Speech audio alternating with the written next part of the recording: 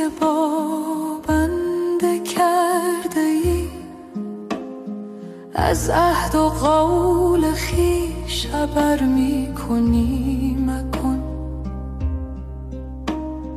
ای برتر از وجود و عدم بارگاه تو، از خطه وجود گذر می کنی مکن. ای دوزخ و بهشت غلامان امر تو، بر ما بهشت را چو سخر می کنی مکن.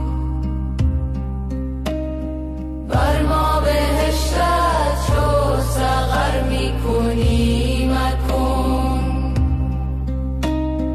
بشنیدم که عزم سفر می کنی